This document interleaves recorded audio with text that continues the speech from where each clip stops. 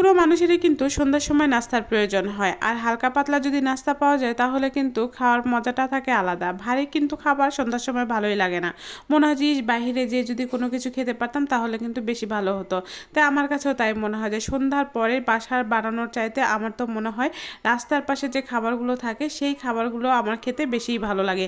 তাই এখন বাজে সন্ধ্যা 7:30, আর এই 7:30টার সময় আমার মন চাইলো যে আমি আজকে বাইরে যাব, তো চলে গেলাম।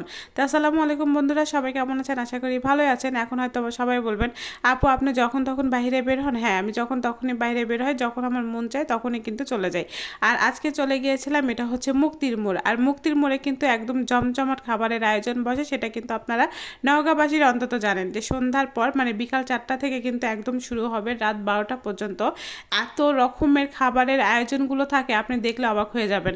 আর এই আপুটার দোকানে যে এত পরিমাণে ভিড় ছিল, এটা ছিল নওজোয়ান মাঠের ভিতরে, কিন্তু নওজোয়ান মাঠের ভিতরে কিন্তু এই আপুটার দোকান ছিল, একদমই কিন্তু ভরপুর, একদম বেচা কিনা ছিল। আপনারা দেখতে পাচ্ছেন এই যে যে খাবারগুলো দেখছেন, এই খাবারগুলো কিন্তু মুখরোচক খাবার। আর এই খাবারগুলো কিন্তু খেতে এমন কারণ নাই যে ভালো লাগে না, আমার তো বেশ ভালো লাগে। আর বিকালবেলা সন্ধ্যার দিকে মনে হয় যে আমি কোনটা থুয়ে কোনটা খাবো, মানে বুঝতে পারছি না। তো যাই হোক, এখানে ঝালের পিঠা পাবেন, তারপরে হচ্ছে মিষ্টি পিঠা পাবেন, আপনার পাটিসাপটা পাবেন, এমনি চাপড়ি পাবেন, অনেক রকমের খাবার কিন্তু এখানে পেয়ে যাওয়া যায়, মানে পাওয়া যায়।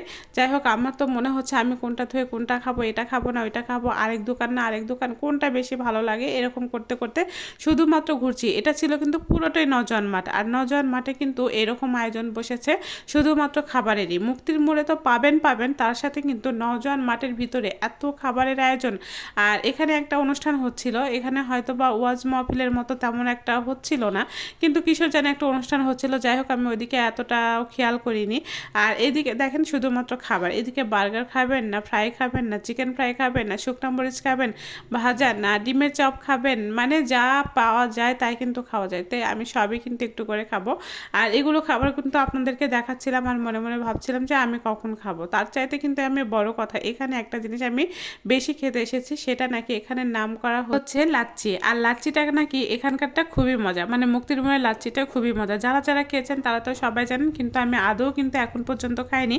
প্রতিদিন আমার ছেলে খেয়ে দিয়ে যেয়ে বলে, মা ওখানকার লাচ্ছিটা অনেক মজা, ওখানকার লাচ্ছিটা অনেক মজা। তারপরে তো যেয়ে দেখি এখানে বিভিন্ন ধরনের খাবারের আইটেম বসেছে। আমি ছোটো দিনের বেলাও, মানে ছোটোবেলাও যখন দেখেছিলাম এরকম খাবারের আয়োজন, এখনও দেখছি বড় হয়েও সে একই রকমের খাবারের আয়োজন। আর এই যে দেখতে পাচ্ছেন তিলের খাজা, তার সাথে কিন্তু হচ্ছে মানে তিলের খাজাটা হচ্ছে সবচাইতে আমার বেশি পছন্দের। তো চিন্তা করলাম বাসায় তো নিয়ে যাব, তার সাথে আচার পেয়ে যাচ্ছেন, মানে কি খাবার নাই এখানে। আপনারা হয়তো বা দেখেই বুঝতে পারছেন যে এখানে এখন কিন্তু জমজমাটার এত প্রচুর পরিমাণে ভিড় ছিল। আপনি যদি সন্ধ্যা 7:30টার দিকে আসেন তাহলে মনে করবেন আপনি একদম পা দেওয়ারই জায়গা পাচ্ছেন না। আর এই জায়গাতে পা দেওয়ার মতো একদমই জায়গা নেই। আর বিভিন্ন ধরনের পিঠার দোকান, বিভিন্ন ধরনের আপনার হচ্ছে মানে সব কিছু হচ্ছে নাস্তার দোকান, এখানে মুখরোচক খাবার যেগুলো পাওয়া যায় সেগুলো। আর পিঠার পুলি তো আপনার শেষ নেই, আপনি কত রকমের পিঠা পুলি খাবার মানে খেতে চান সেটা কিন্তু সব এখানে পেয়ে যাবেন, মানে মুক্তির মোড়ে পেয়ে যাবেন। তারপরে তো চলে আসলাম হচ্ছে লাচ্ছির দোকানে, কারণ লাচ্ছিটা তো কিন্তু আমার বেশ ভালো লাগে। আমি আজকে অনেক জায়গাতে গিয়েছি, তার সাথে কিন্তু এই লাচ্ছিটা খেতেই কিন্তু আমি বেশি এসেছি। ওখানে তো আমি টুকটাক মানে ভাজা পোড়া তেমন একটা খাইনি, আমার ছেলে খেয়েছে, আরও আমার সাথে যারা গিয়েছিল তারাও খেয়েছে, কিন্তু আমি হচ্ছে ভাজা পোড়া একদমই খাইনি।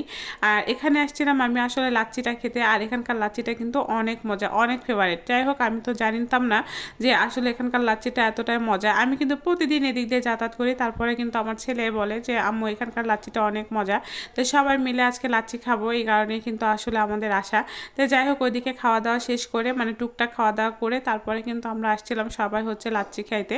তো লাচ্ছিটা গরমের মধ্যে কিন্তু সবাই খায়, মানে এত প্রচুর পরিমাণে এখানে ভিড় থাকে যখন গরম থাকে। নওগাঁর এই মুক্তির মোড়ের লাচ্ছিটা কিন্তু বেশ মজা। প্রথমেই তো আমার ছেলেকে দেওয়া হলো, তারপরে কিন্তু আমরা সবাই নিয়ে নিলাম।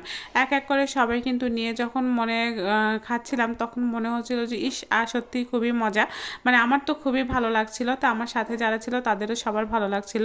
তো বেশ মজা ছিল। তো যারা এখনও হচ্ছে মুক্তির মোড়ের লাচ্ছিটা খান নাই তারা কিন্তু অবশ্যই খেয়ে নেবেন, আসলে কিন্তু ভালো লাগবে। তো আজকে এ পর্যন্ত, আবারও দেখা হবে অন্য কোথাও।